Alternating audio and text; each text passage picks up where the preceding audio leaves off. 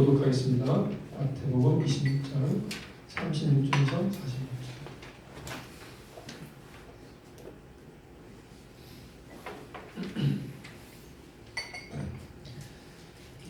이에 예수께서 제자들과 함께 겟세마네라 하는 곳에 이르러 제자들에게 이르시되 내가 저기 가서 기도할 동안에 너희는 여기 앉아 있으라 하시고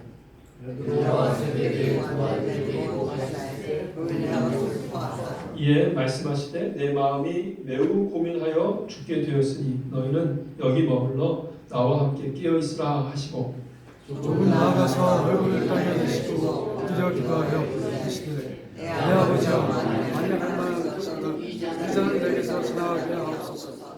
그러나 나의 원대로 마시옵고 아버지의 원대로 하옵소서. 제자들에게 오사 그 자는 것을 보시고 베드로에게 말씀하시되 너희가 나와 함께 1시간도 이렇게 깨어 있을 수 없더냐.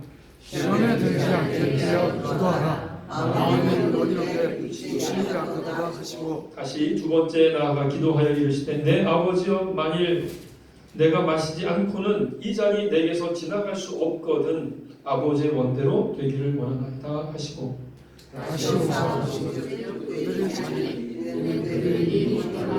또 그들을 두시고 나아가 세 번째 같은 말씀으로 기도하신 후 이에 제자들에게 오사 이제는 자고 있으라. 보라 때가 가까이 왔으니 인자가 주의 손에 팔리리라. 같이 일어나라 함께 가자 보라 나를 파는 자가 가까이 왔노라. 아멘. 할렐루야. 하나님 아버지 우리 가운데 말씀하시고 그리고 그 말씀대로 살 수 있는 능력도 주시옵소서.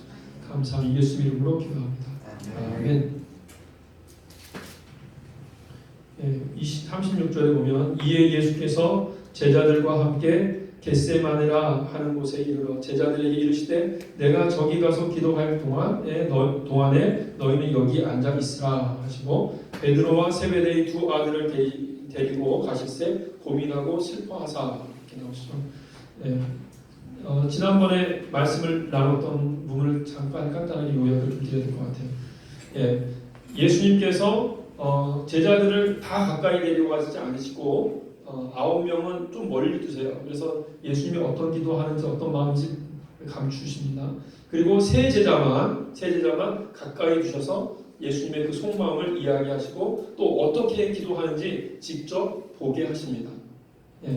왜 그러실까요? 자, 그 내용에서 어떤 말씀을 드렸냐면 하나님의 사람들 중에서도 하나님이 우리가 천국에 가서도 하나님과 가까운 사람이 있고 하나님과 멀리 있는 사람이 있다라고 말씀드렸어요.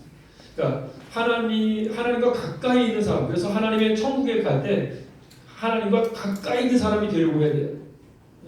하나님과 멀리 있는 게 더 편한 사람이 있고 가까이 있는 게 더 편한 사람이 있단 말이죠. 제자 중에서 9명은 예수님의 이러한 모습을 해석하거나 감당할 수가 없는 사람이기 때문에 멀리 두신 거예요. 그러니까 하나님의 사람이라고 하지만 실제로 하나님의 어떤 가르치심을 감당할 수가 없어요. 그래서 멀리 있을 수밖에 없는 사람이 있어요.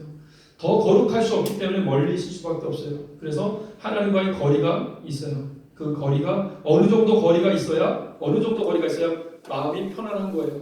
그래서 어떤 사람은 신앙생활을 열심히 하고 싶어서 기도를 막 열심히 3시간을 했다. 오랜만에 3시간을 했겠죠. 그러니까 그 다음에 3시간을 놀아야만 마음이 풀려요. 그만큼 우리의 이 육체와 우리의 몸은 익숙해져 있어요. 하나님과 멀리 떨어져 있는 것이. 그래야 마음이 편한 거예요. 적당히 가까워지면 또 적당히 멀어져야 마음이 편한 거예요. 그런데 하나님의 나라에서 더 가까이 나아가는 사람, 더 가까이 갈 수 있는 사람, 즉 다시 말해서 하나님과 더 가까이 가서 하나님의 말씀을 듣고 그것을 감당할 수 있는 사람, 그 사람들이 정말로 왕같은 제사장으로서 그날에 하나님과 더 가까이 있는 그런 신분으로서 되는 것이에요. 그러므로 제가 마음이 막 급해서 말이 막 나오는데 그러므로 여러분 하나님과 더 가까이 있는 사람이 되려고 하십시오. 마치 태양 주위에 이 행성들이 돌잖아요. 가까이 못 가죠. 늘 일정한 거리를 간격을 유지해야 편안하단 말이죠.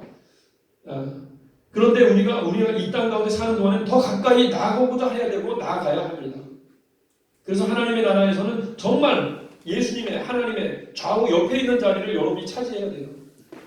아멘. 예. 그래서 익숙한 삶에 그냥 이렇게 살지 말고 여러분이 더 가까이 나아가고자, 더 가까이 하나님 앞에 나아가고자 노력하고 애를 쓰고 하는 그런 과정이 필요합니다. 예. 예수님께서는 베드로와 요한과 야고보는 감당할 수 있기 때문에 가까이 두신 거에서 기도를 다 듣게 하시죠. 예. 그래서 베드로와 야고보와 요한에게 보이십니다. 고민하고 슬퍼하시는 모습을 보이세요. 예. 그리고 말씀하십니다. 38절에 보면 내 마음이 매우 고민하여 죽게 되었다 이렇게 얘기합니다. 너희는 여기 머물러 나와 함께 깨어서 나를 위해서 기도해라 이렇게 말씀하셨단 말이죠. 예.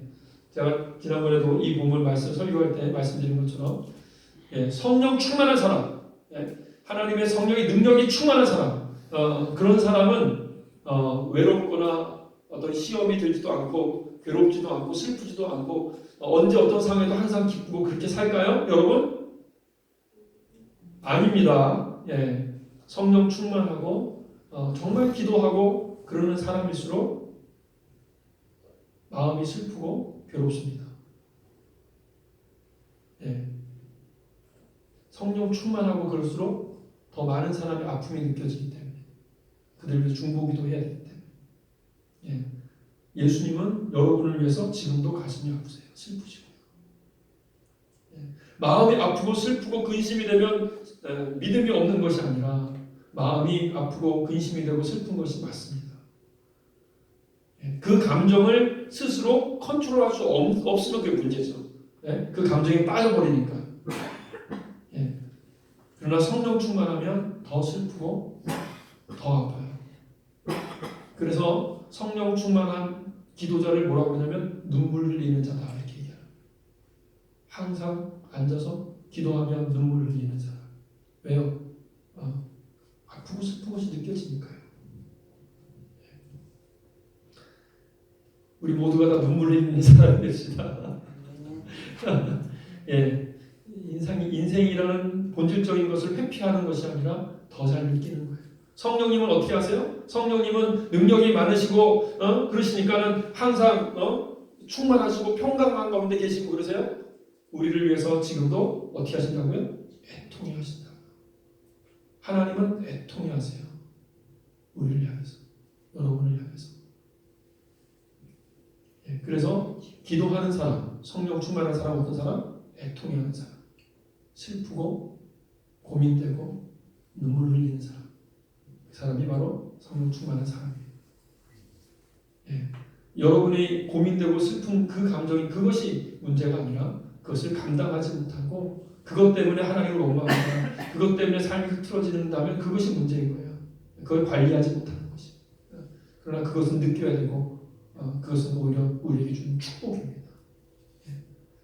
우리가 슬플 때, 고민이 될 때 그것을 가지고 하나님 앞에 더 가까이 나아가고 또 하나님께서 주시는 음성을 더 분명하게 들을 수 있습니다.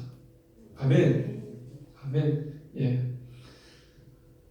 그 다음에 본문에 보면 우리 이제 본격적으로 아주 중요한 오늘 말씀의 키포인트가 되는 말씀이죠. 39절 말씀. 39절 말씀 다 같이 한번 읽어봅시다. 39절 다 같이 합독하겠습니다.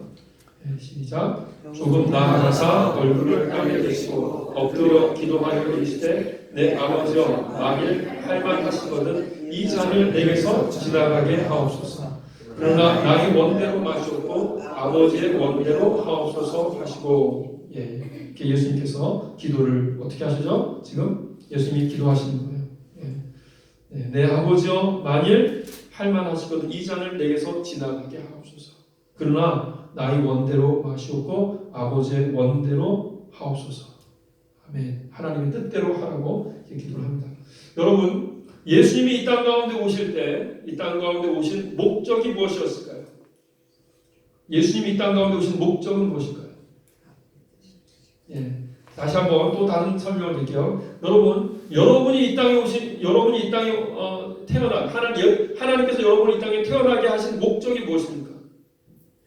기도에서 가장 중요한 것이 있어요. 그 가장 중요한 것이 이제 살아계신 하나님을 느끼고 아는 것이에요. 그리고 그 다음에 중요한 것이 우리가 얼마나 죄인지를 아는 것이고 또 중요한 것이 있어요. 중요한 것이 너무 많네요. 중요한 것이 있습니다. 그것은 내가 왜 이 땅에 태어났고 지금 살아가고 있는가를 아는 것입니다. 이것이 바로 기도를 우리를 인도합니다. 예, 여러분이 이 땅 가운데 왜 태어났습니까? 예, 여러분 무슨 목적입니까? 이 땅에서 살아가시는 목적이 무엇입니까? 하나님의 영광을 올려드리기 위해서. 예, 맞죠? 예, 하나님의 영광을 올려드리기 위해서. 예, 많은 사람들에게 복음을 전하기 위해서. 예, 그것도 맞죠. 예. 예수님께서 이 땅 가운데 오신 목적은 무엇이냐면 인류를 구원하시기 위해서 오신 겁니다. 인류를 구원하기 위해서. 온 인류를 구원하기 위해서. 그러면 예수님께서 온 인류를 구원하시기 위해서 어떤 방법으로 무엇을 행하심으로써 인류를 구원하시고자 오신 것입니까? 처음부터 태어나실 때부터 예수님은 십자가에서 죽기 위해 오셨습니다. 아멘? 아멘. 예수의 목적은 정해져 있었어요. 인류를 위해서 희생제물로 십자가에서 죽기 위해서 처음부터 그렇게 오신 겁니다. 그 모습이 바로 인류를 구원하는 모습이요 하나님께 영광이 되는 모습이었습니다. 예수님께서 오신 목적이. 그리고 예수님께서 이 땅 가운데 이제 오셔서 마구간에서 태어나셔서 어린 성장기를 거치시고 가난한 가운데 태어나셨죠. 예, 그리고 아버지가 일찍 돌아가셨어요. 그래서 가장으로서 집안을 돌봐야 했습니다. 예, 성실하게 집안을 잘 돌보시고 그리고 어느 정도 이제 가정이 세워졌을 때 이제 나오셔서 공생애를 사시는데 공생애를 시작하시면서 많은 사람들을 고치시고 무지몽매한 사람들을 가르치고 그 다음에 제자들을 양육하고 그런 이제 사역을 하시죠. 예. 그리고 결국엔 십자가 밖에 돌아가시는데 그렇다면 예수님의 십자가를 짊어지시고 돌아가시기 전에 했던 이 모든 일들은 예수님의 십자가의 그 죽으심과 상관이 있습니까 없습니까? 맞습니다. 있죠. 그것도 다 십자가의 삶이에요. 예수님께서 십자가의 삶을 사시는 거예요. 예수님께 맡겨진 당신의 가정을 돌보시는 역할을 하시는 거죠. 목수로서 형제들을 동생들을 돌보았고요. 그리고 공생의 3년 동안 제자들을 양육하기 위해서 그렇게 애를 쓰셨어요. 그것도 다 십자가의 삶입니다. 그리고 십자가의 고통을 당하시고 그리고 십자가에서 죽으셨습니다. 예수님께서 그렇게 사시기 위해서 오신 것입니다. 이것이 예수님의 삶의 목적입니다. 그리고 예수님은 그 목적대로 사셨고 이루셨습니다. 그래서 하나님께 영광이 되었죠. 아멘. 아멘. 그렇다면 여러분이 이 땅 가운데 태어난 목적은 무엇입니까? 예수님께서 말씀하셨죠. 나를 따라오는 자는 어떻게 하냐면 자기 십자가를 지고 따라와야 된다. 또 뭐라고 말씀하셨죠? 당신처럼 복음을 위해서 죽는 자는 살아날 것이고 살려고 하는 자는 영원히 죽을 것이다. 예수님은 한 인간으로서 가장 이상적인 하나님의 사람의 모범을 보여주시기 위해서 또 오셨습니다. 그래서 그분은 우리의 길이요, 진리요, 생명이십니다. 그분의 삶의 방법이 우리의 가장 100% 확실한 길입니다. 모범입니다. 예수님은 당신을 따라오기를 원하십니다. 그럼 우리가 이 땅 가운데 태어난 이유는 무엇입니까? 십자가에서 죽기 위해서 우리는 이 땅 가운데 태어났습니다. 아멘. 다 같이 우리가 이 땅에 태어난 이유는 십자가에서 죽기 위해 우리는 태어났습니다. 시작. 십자가에서 죽기 위해 우리는 태어났습니다. 맞습니다. 예수님처럼. 물론 그 십자가의 형태, 방법은 다 달라요. 예수님의 제자들이 어떻게 했습니까? 그 모두가 다 순교자가 됐죠. 예수님의 제자들도 다 십자가를 짊어지고 자기 나름대로의 십자가에서 죽임을 당했습니다. 십자가 형틀에 달리는 것만 십자가에 달리는 것이 아닙니다. 우리에게 맡겨진 역할이 있습니다. 가정에서 또 사회에서 또 교회에서 하나님께서 맡겨주신 그 역할을 나의 십자가입니다. 마땅히 우리가 짊어져야 되는 것입니다. 기쁘게 즐겁게 짊어지는 것입니다. 그것이 하나님의 뜻입니다. 우리가 그렇게 잘 짊어지면 더 행복한 기쁜 삶이 있는 것, 행복한 기쁜 삶이 있죠. 예. 그러나 환경적으로 우리는 또 십자가를 져야 됩니다. 또 십자가를 지고 또 십자가를 지고 결국 십자가를 지다가 우리는 죽는 것입니다. 그것이 가장 아름다운 인생입니다. 예. 그렇게 십자가를 지고 죽기 위해 살아가는 여러분과 저를 간절히 바랍니다. 아멘. 항상 이런 설교만 하니까 제가. 예. 그런데 하나님께서는 이런 설교를 하길 원하십니다. 하나님께서 원하세요. 예. 여러분 초대교회 예수님께서 부활하시고 승천하신 이후에 그 제자들이 어떠한 신앙이었습니까? 모두가 다 어떻게 하면 순교자가 될까? 어떻게 하면 하나 예수님처럼 나도 그렇게 십자가를 짊어지고 가다가 그렇게 나의 인생을 마칠 수 있을까? 이것이 그 당시에 초대교회 그들의 모든 다 관심사였어요. 어떻게 하면 우리가 순교자가 될까? 이것이 그들의 소원이었습니다. 그래서 그 초대교회의 그 성도들이 바로 로마를 정복할 수 있었던 것이고 전 세계에 약 1000년 동안 그 영향력을 주된 영향력을 행사할 수 있었던 것입니다. 순교자들 때문에. 그 초대교회 성도들은 어떻게 하면 순교할까? 그것이 그들의 고민이었고 관심이었습니다. 심지어는 어떤 사람들은 준비가 안 된 상태에서 순교하겠다고 나섰다가 중간에 번복하죠. 그래서 사람들한테 이게 창피를 당하기도 하죠. 그렇지만 초대교회 예수 그리스도의 십자가의 죽으심과 부활을 경험한 그 성도들은 모두가 다 자신들도 다 어떻게 하면 순교자가 될까? 그래서 이 땅 가운데서 끝까지 십자가를 짊어지고 나가고 또 나가고 또 나가고 제가 말씀드렸죠. 더 신앙이 성숙하면 성숙할수록 슬픕니다. 더 많은 십자가를 우리는 져야 되고 질 수 있어요. 그리고 그것이 기쁨이고요. 그것이 즐거움이고 그리고 하나님께서 그때그때 응답해 주시고 그리고 십자가를 지고 나아가는 것이죠. 그러면 십자가를 짊어지고 나아가는 그 희생을 통해서 사회는 바뀌고 변화되는 것입니다. 사회는 큰 교회로 멋진 설교로 변화되는 것이 아니라 십자가를 짊어지고 나아가는 순교자들을 통해서 바뀝니다.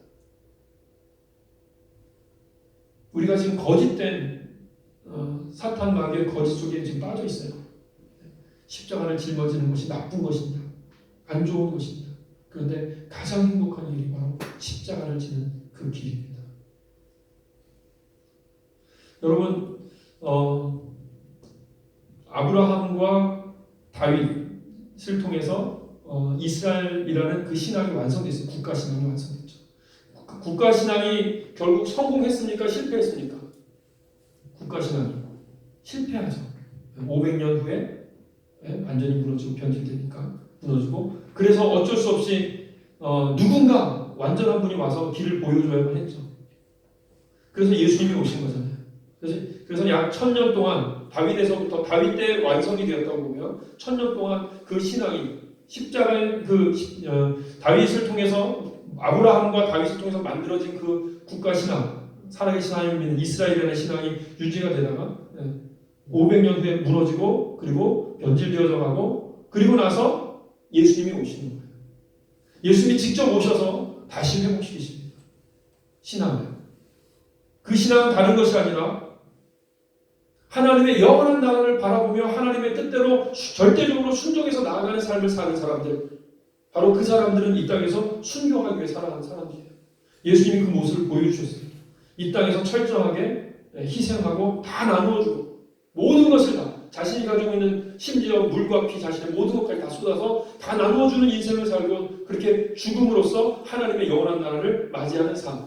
그래서 이 땅에 눈에 보이는 이 땅이 좋다고 하는 사람들에게 하나님의 나라를 위해서 살아야 된다는 것을 분명하게 그런 붐이 부는 거예요. 이슈가 일어나는 거예요. 많은 이들이 정말로 하나님의 나라를 바라보면서 삶을 살게 되고 그러면서 로마가 무너지고 그 가운데 예수 그리스도를 믿는 신앙이 자리를 잡게 되고 그것이 역사 안에서 계속적으로 교만한 인류의 역사를 책망하시면서 계속 그 신앙을 유지시켜셔서 여기까지 오게 된 것입니다.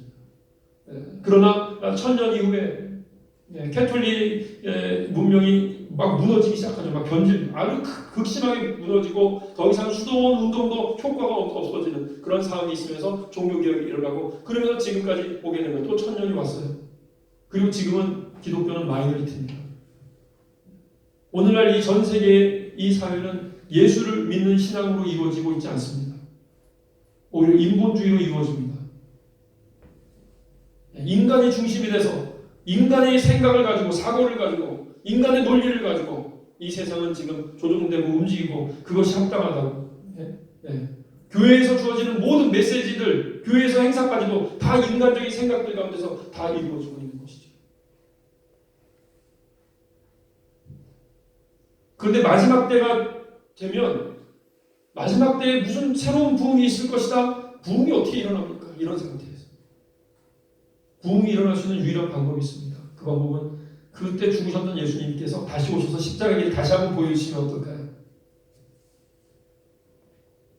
그래서 정말로 다시 한번 순교자들이 막 나타나면 어떨까요? 그 순교를 통해서 인류 역사가 운영된 것입니다. 인류 역사가 로마 때부터 계속적으로 중세를 거쳐서 지금까지 그 초대교회의 그 순교가 지금까지 있게 한 것입니다. 대한민국도 선교사들의 그 순교가 있었기 때문에 그 순교는 바로 그 이전의 순교를 통해서 있을 수 있는 거죠. 오늘날 전 세계에 다시 한번 예수 그리스도의 그 신앙이 회복되어야 하는 것이죠. 순교자들을 통해서 새로운 부흥이 있을 것이라고 좀 믿습니다. 첫 번째 그 아브라함과 다윗을 통해서 이루어졌던 그 신앙은 실패했지만 예수님을 통해서 이루어졌던 그 신앙이 다시 이제 열매를 맺어서 우리까지 왔어요. 이제 우리가 거의 이제 끝으로 가고 있는 이 상황에서 바로 우리가 예수 그리스도를 닮은 삶을 다시 시작하는 것입니다. 그러면 반대가 나온 거예요. 한때 아브라함과 다윗을 통해서 이루어진 그 신앙이 한때를 지났고요. 예수님으로부터 이루어진 신앙이 두 때를 지났고요. 이제 반대가 나온 거죠. 그리고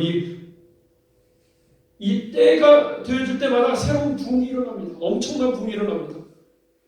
진정한 순교자들이 나타날 때가 된 거죠. 저는 우리 믿음의 시작교회 모든 성도들이 다 순교자가 되길 간절히 원합니다.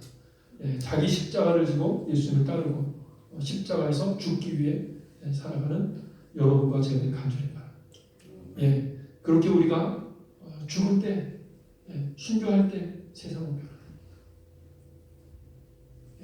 우리가 하나님의 나라를 바라보며 그렇게 나아갈 때 새로운 부흥이 일어납니다. 새로운 부흥. 이 땅에서의 삶이 아니라 하나님의 영원한 나라를 위해서 살아야 된다. 살아계신 하나님이 계시고 그분이 이 땅 가운데 오셔서 우리를 위해서 대신 죽으시고 그래서 그 복음이 저절로 사람들이 다 관심을 가지고 나가게 될 것입니다. 순교자가 됩시다. 십자가를 짊어지는 여러분과 제가 됩시다. 우리가 이 땅 가운데 태어난 목적은 십자가에서 죽기 위해서 우리는 태어났습니다. 아멘. 우리는 십자가에서 죽기 위해서 태어났습니다. 이 목적을 분명히 아셔야 됩니다. 두 번째 아셔야 될 게 있어요. 그것은 뭐냐면 예수님은 태어나고 그러한 십자가의 길을 가시면서 당신이 십자가에서 죽어야 된다는 사실을 아셨어요. 그리고 지금까지 준비되어서 여기까지 온 것입니다. 그런데 예수님이 또 이제 마지막 겟세마네에서 기도하시는데 뭐라고 기도하십니까? 아버지, 만일 할 수만 있다면 이 잔을 내게서 지나가게 옮겨달라고 기도하잖아요. 이것도 뭡니까? 예수님은 완전한 우리가 동일한 육체를 가지고 계셨어요.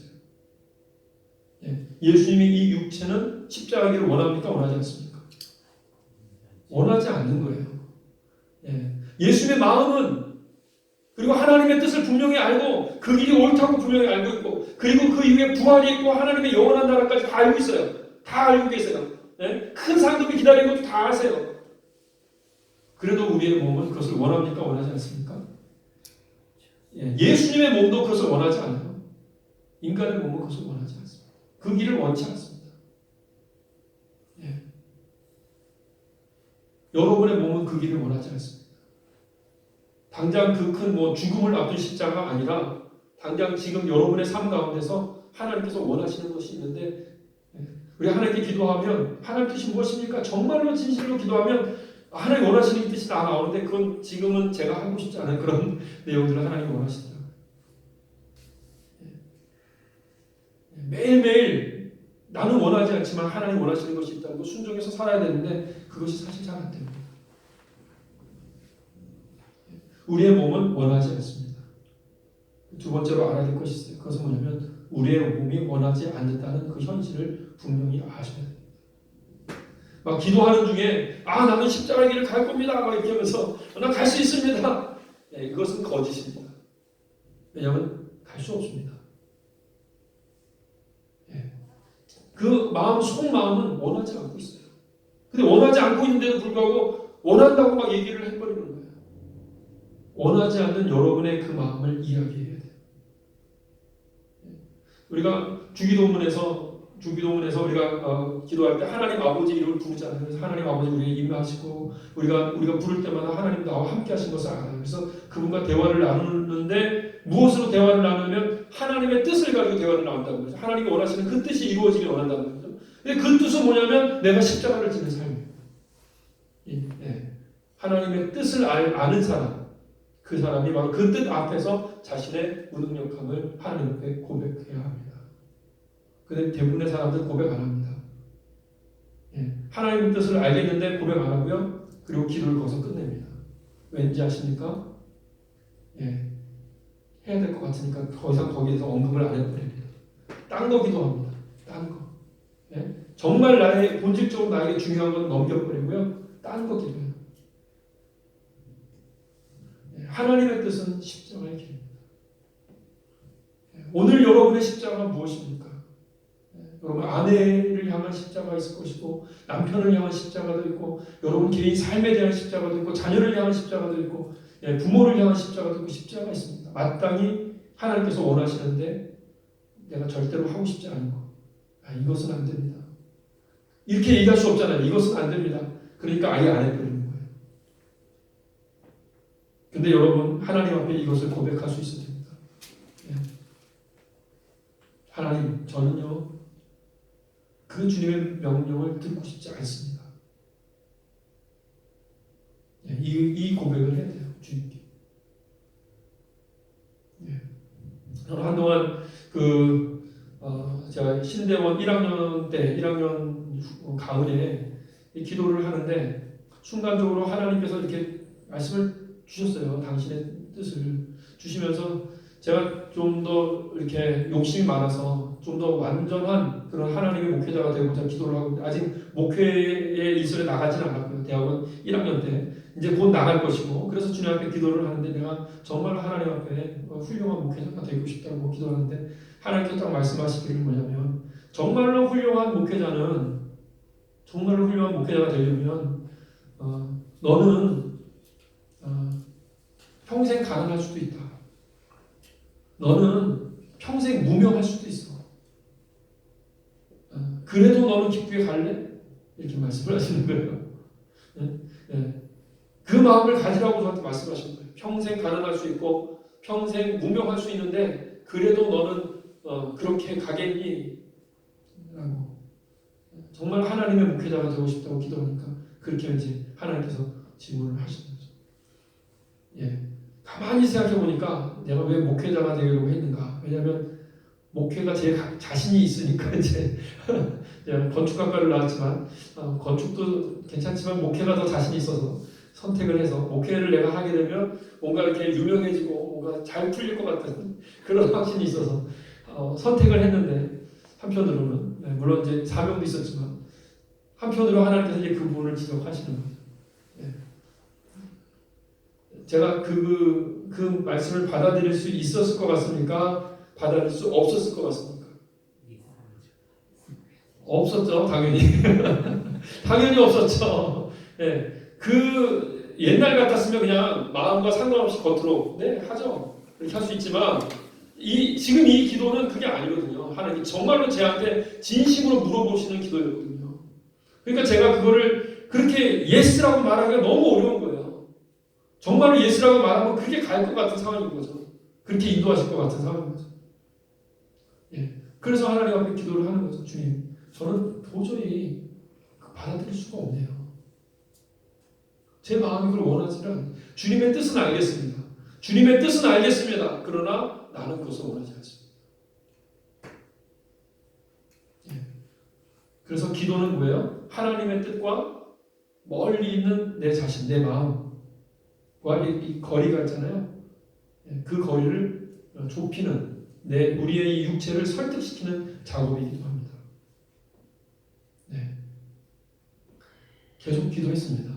계속 하나님 앞에 저는 원하지 않습니다.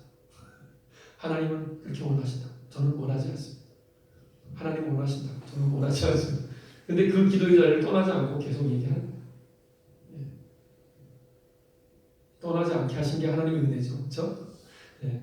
계속 기도를 하고 한참을 기도를 하고 난 이후에 어떤 기도가 되냐면 그러면 제 마음을 하나님께서 바꿔달라고 기도를 하는 거죠. 그럼 주님께서 제 마음을 주님의 뜻을 원하는 그 마음을 바꿔주시죠. 그렇게 이제 기도를 하고 그러다가 이제 선포를 합니다. 나는 이렇게 할 겁니다. 하기 원합니다. 막 이렇게 막 싸움을 하는 거예요. 네, 막 싸움을 하는 거죠. 그렇게 한참을 기도하니까 마음에 됐구나 이런 마음이 오는 거예요. 그게 됐다고 해서 정말로 늘 항상 끝 이제 그 다음부터는 항상 그런 건 아니고요. 또 수시로 그런 공격이 되죠. 그때마다 하나님께서 그때 물으신 그때 됐구나 라는 마음이 딱 오는 순간에 이제는 목회를 할 수 있겠다. 그래서 길을 갈 수 있었어. 주님께서는 여러분에게 물어보십니다. 너가 정말로 나를 위해서 살 수 있겠니? 정말로 너가 나를 사랑한다. 정말로 너가 십자가 길을 갈 수 있겠니? 여러분 욕심을 가지십시오. 하나님의 나라에서 하나님의 좌우편에 왕같은 제사장으로 천군과 천사들 여러분의 발 앞에 다 무릎 꿇고 여러분이 호령하고 온 우주를 막 통치하고 다스리는 것처럼 될 겁니다. 믿습니까? 아멘. 그렇기 때문에 우리의 몸을 설득시켜야 돼요. 그러기 위해서 그 자리를 지킵니다. 기도의 자리를 지키고 그리고 하나님의 뜻과 그다음에 그렇게 할 수 없는 우리 마음을 자꾸 주 앞에 내려놓는 것입니다. 그리고 결국에는 하나님의 뜻이 우리 안에 들어오게 되는 것입니다. 아멘. 예수님께서 여기는 3번 반복하십니다. 3번. 예수님도 십자가의 길을 가기 위해서 이것이 이루어지기 위해서 자신의 이 육체가 설득을 당하게 만들기 위해서는요. 이 육체의 소리를 내야 돼요, 여러분. 여러분의 몸의 소리를 내야 돼요. 몸의 소리를 내지 않으면 여러분의 몸은 설득당하지 않습니다. 오히려 마귀의 지배를 다 받을 수 있어요. 여러분이 뭘 원하는지 하나님의 뜻을 이야기하고요. 그리고 그 뜻과 뜻에 대한 여러분을 얘기하세요. 여러분이 정말로 하나님을 믿는 사람으로서 정말로 가고 싶다면 여러분이 하나님의 뜻을 여러분이 고백하고 분명히 알고 또 여러분 자신이 어떤 상태인지를 얘기하십시오. 뭘 원하는지 하나님 앞에 얘기하는 것입니다. 그래서 여러분 자신이 자꾸 얘기를 해야 여러분 자신이 성령님으로 말미암아서 설득이 됩니다. 이것은 의지로 되는 것이 아닙니다. 가야지 이게 아닙니다. 그렇게 되는 것이 아닙니다. 성령님이 임하심으로 저절로 되는 것입니다. 성령님이 임하시도록 여러분이 3번이고 7번이고 12번이고 24번이고 계속 기도에 앉을 때마다 십자가의 길을 가고 싶어서 여러분이 그거를 고백하는 거예요. 여러분의 십자가가 있습니다. 한때 저의 십자가는 뭐였냐면 음란이었어요. 하나님, 저는 이거는 고칠 수가 없어요. 다른 사람들보다 좀 덜하면 되는 거 아닙니까? 적당히 이렇게 음란을 즐기면서 또 적당히 또 이렇게 하면서 거룩하게 그래서 거룩함을 또 넣고 그렇게 저는 목회하고 그렇게 살면 되는 거 아닙니까? 이렇게 이제 하나님을 설득하는 거죠. 그러나 하나님이 원하시는 것은 무엇입니까? 하나님이 원하시는 것은 하나님의 수준을 원하세요. 그래서 율법과 산상고음 마지막에는 내가 거룩하니 너희도 거룩하라. 그렇게 말씀이 나온단 말이에요. 하나님은 당신처럼 되기를 원하세요. 하나님의 수준. 우리에겐 너무 이상향이죠. 이상적이죠. 그러나 하나님은 그것을 원하십니다. 그리고 그것은 이루어집니다. 그것은 이루어집니다. 우리의 힘으로 이루어지는 것이 아니라 성령으로 이루어집니다. 여러분, 왜 사람들이 예수님을 그렇게 열심히 따라가는지 아십니까? 왜 초대교회에 그렇게 큰 역사가 일어나고 많은 이들이 그렇게 사도들의 말씀 안에서 변화되는지 아십니까? 왜냐하면 사도들이 예수님이 일반 사람들이 갈 수 없는 길을 가고 있기 때문이에요. 성령님이 임하셔서 그들이 성령님의 인도하심을 받으며 그 길을 가고 있기 때문입니다. 하루 3시간, 4시간 기도하며 생활하기 어렵죠. 성령님이 함께 하시면 됩니다. 그 이상적인 그 삶까지 나아가는 것은 그것은 바로 성령님이 함께 하시지 않으면 사실 이루어질 수 없는 것입니다. 그 믿음의 사람들은 지금까지 항상 그것을 도전해 왔습니다. 정말 예수님 그리스도를 닮기 위해서 철저하게 그렇게 자신의 삶을 들여왔어요. 초대교회에 그렇게 해왔습니다. 정말 십자가의 길을 가고자 그렇게 했고, 그래서 성령 안에서 정말로 그런 삶이 나타나게 되고, 그러니까 사람들이 저 사람은 뭔가 다르구나가 되는 거죠. 세상 사람들과 다른 사람들이 그 다른 삶을 통해서 복음을 전하는 것이죠. 그들의 삶 자체가 복음인 것입니다. 제가 이런 설교를 할 자격이 있나요? 그러나 저는 원합니다. 제가 그런 사람이 되기를, 그런 사람이 되기를, 그런 십자가의 길을 가기를, 그렇게 죽기를. 우리 함께 원하고 함께 서로 격려하며 그 길을 가는 여러분과 제가 되게 간절히 바랍니다. 아멘. 그래서 저는 여러분들이 늘 기도할 때 하나님의 그 뜻이 있어요. 여러분의 삶 가운데. 하나님께서 원하시는, 여러분이 바뀌고 변화되길 원하시는 것이 있습니다. 그것을 바꾸어 나갑시다. 변화시켜 나갑시다. 더 거룩하고, 더 진실하고, 더 성실하고. 그리고 그 믿음의, 그 당시에 믿음의 사람들의 특징이 있습니다. 믿음의 사람들이 세상 사람들하고 큰 특징 중에 한 가지가 부지런하다는 것입니다. 성실하다는 것입니다. 예수님의 제자들은 다 한결같이 성실하고 부지런합니다. 게으른 사람이 없어요. 예수 그리스도를 믿는 사람은 늘 성실. 왜? 자기 십자가를 지려면 성실하지 않으면 질 수가 없어요. 오히려 내 십자가를 다른 사람들에게 지게 하는 거죠. 성실한 사람이 내 십자가를 짊어질 수 있어요. 나에게 맡겨진 사람들을 희생하며 살아갈 수 있는 거예요. 게으르고 나태한 사람은 십자가를 질 수가 없습니다. 사실. 그 사람이 다른 사람에게 십자가가 되죠.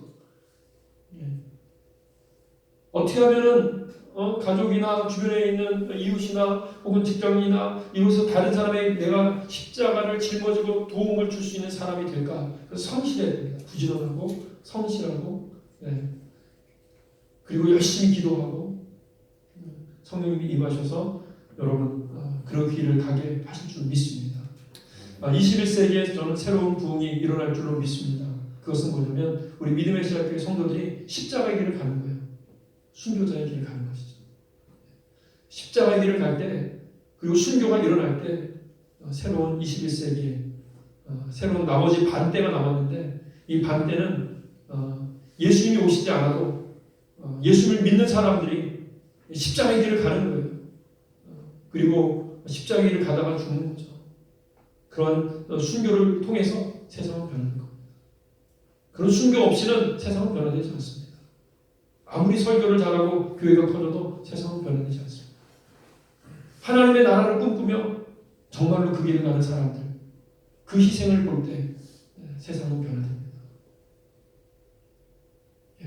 그렇게 사랑하는 여러분과 제가 간절히 바랍니다.